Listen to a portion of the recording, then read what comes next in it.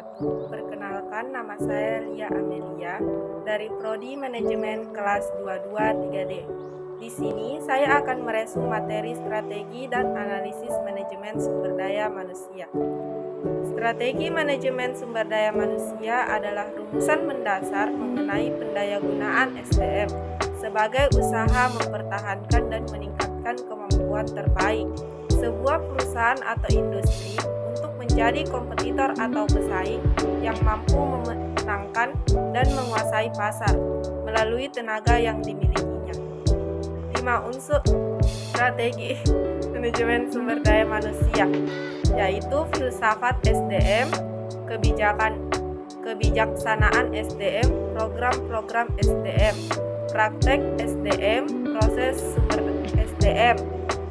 Fungsi umum manajemen sumber daya manusia yang pertama pelayanan atau servis, kontrol, pengembangan, kompensasi dan akomodasi. Yang kelima advis.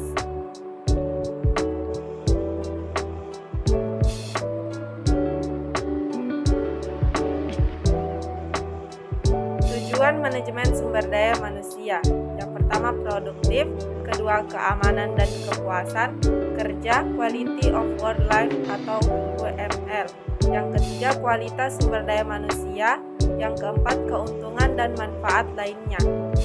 Proses perencanaan manajemen. Yang pertama penetapan tujuan, yang kedua membuat ramalan perencanaan dasar, yang ketiga meninjau rangkaian tindakan alternatif, yang keempat mengevaluasi opsi mana yang terbaik, 5 memilih, 6 melaksanakan rencana.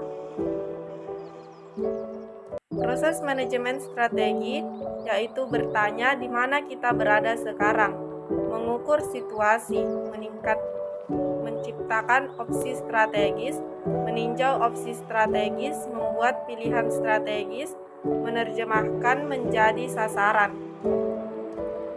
menerapkan strategi, mengevaluasi kinerja.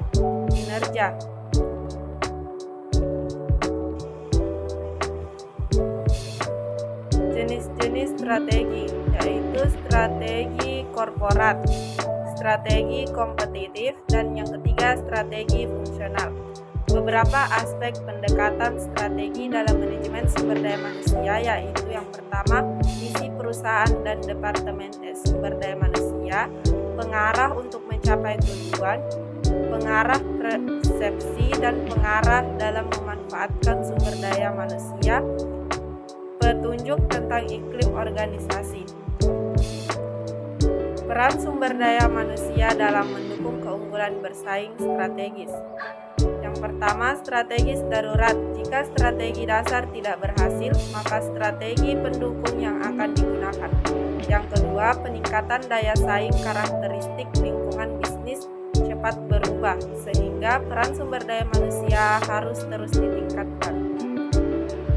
Baik, kesimpulan dari materi yang telah saya resum yaitu strategi dan analisis manajemen sumber daya manusia adalah bahwa manajemen sumber daya manusia memiliki peran krusial dalam kesuksesan organisasi. Analisis sumber daya manusia, terutama penggunaan data dan metrik, menjadi kunci dalam pengambilan keputusan yang berbasis bukti.